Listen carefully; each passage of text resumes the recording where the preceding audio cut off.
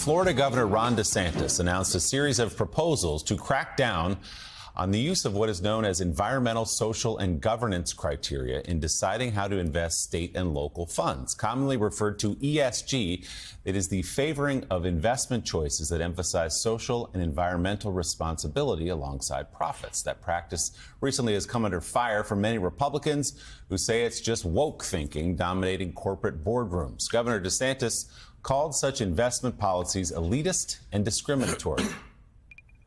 It affects our national security. When you have to go to foreign countries that are hostile to us to try to get energy, that is not a good place to be in. But what ESG wants to do is they want to put a premium against that type of business.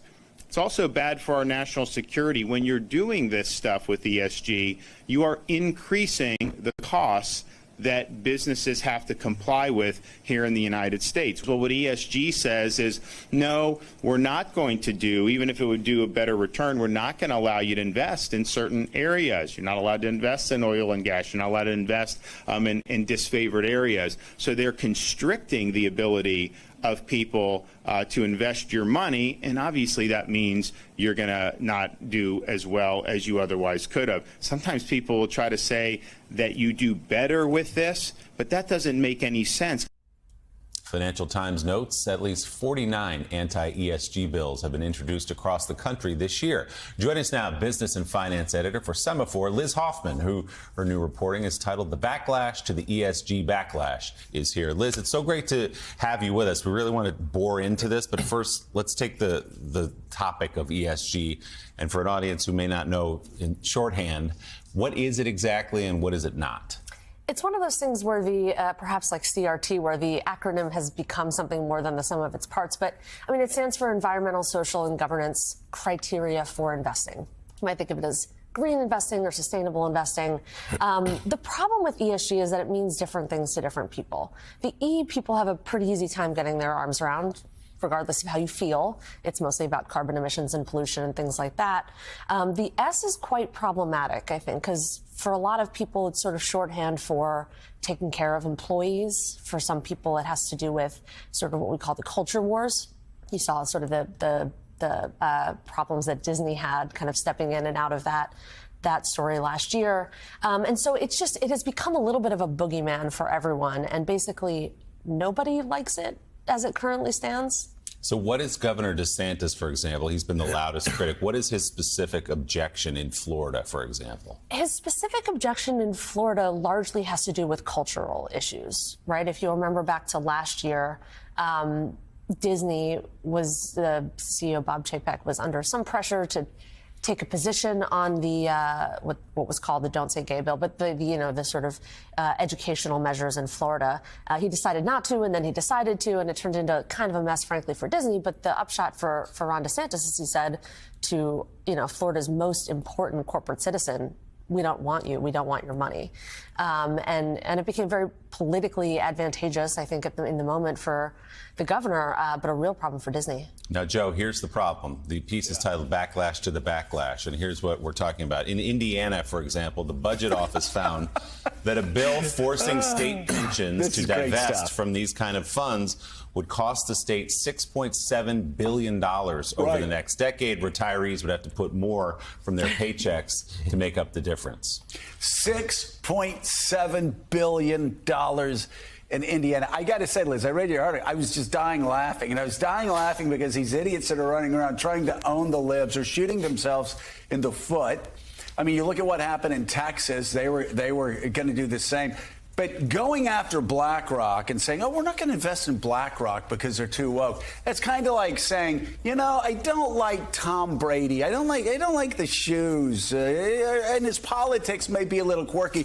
I'm going to bet against him in Super Bowls. I mean, it's just, again, they're cutting off their nose to spite their faces. And what I thought was most fascinating about the article is you have states, I think it was North Dakota, that woke up and said, whoa, hold on a second. Maybe we like money more than we like, quote, owning the libs. No, that's exactly right. I mean, this is basic supply and demand, and when you reduce the supply of something, you get a worse you get a worse product, right? So think back to Texas in 2021, passed a law that said essentially it kicked a bunch of banks more or less out of the market for underwriting municipal bonds. So when towns and cities and sewer authorities want to raise money, they need a bank to underwrite that debt, and a bunch of banks left, and the upshot was that the banks that were left charged them more. And there was a study out of the University of Pennsylvania that found that it cost Texans somewhere between $300 and $500 million. Maybe Governor Greg Abbott is okay with that. Maybe his voters are okay with that. But I'm a finance reporter, and so I come from a world where you have an obligation to maximize profits for your investors. And these aren't just like regular investors; they're pensioners, they're taxpayers. These are people who drive buses and work in hospitals. And so I think there's an increasingly kind of a reckoning with that tension between political ambition and your duty to maximize profits for the people who've trusted you with their retirements. And Sam, it's funny. It's Republicans that are making these stupid business decisions. It's like Ron DeSantis doesn't like a tweet that that Tampa Bay's baseball team puts out, the Rays put out. So he decides to take away a tax incentive from them. I mean, he goes after Mickey Mouse, which he's attacking all of these businesses for political purposes. At some point, people are going to say, well, maybe we'll just move to another state. And you look at Greg Abbott, guy can't keep power on in the winter in Texas, first of all, and or in the summer when it gets really hot there. And now he's losing $500 million to own the libs. It's really stupid. There's no price tag you can put on owning the libs. I guess not. I will say, this to me is a great indication of sort of the closed-off ecosystems that a lot of Republicans and some Democrats too live in. ESG, just not many people actually know what it is, except for the sort of anti-woke components of the Republican Party and the extremely online components of the Republican Party. We know this because Politico, we had a reporter, Daniel Littman, follow around Vivek Ramaswamy, who is one of the leading sort of intellectual authors of this anti-ESG investment movement. He is running for president. It's not really totally relevant that he's running for president, but it did bring him out to Iowa, where he was talking to all these people in this recent trip that Daniel was on with him about how woke investment needs to be curtailed, anti-ESG stuff. And the predominant reaction from Iowa officials was, what is ESG? What are you talking about? Nobody cares. And, I think to bring this back to an earlier conversation about Ron DeSantis, I do think one of the things that may be a shortcoming from him is that he's just so online.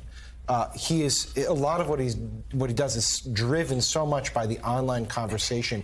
He's just different in that he takes it and implements it into government policy, and that's what distinguishes Ron DeSantis. Maybe he should go online though and learn how business works. I mean, why would BlackRock become more go into ESG? Because they believe that's the way they're going to make more money. That's more profitable. That's the future. That's where they need to be, and it's going to be profitable in the long run for them. If you and the short run. If you go to the Middle East, where they pump most of the oil out of the ground, they will tell you they've got 20 years. Exactly. They're investing in everything else because they're like, this is running out.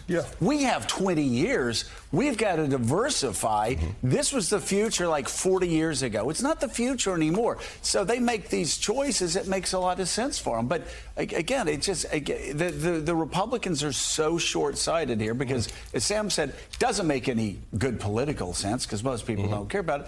And secondly, these corporations, if they're deciding to be a little woke here or they're deciding to be a little woke there, they're not sitting there going, oh, we must do the right thing. They're sitting there going, how do we get 18 to 39-year-olds more attracted to our brand? This is where they are.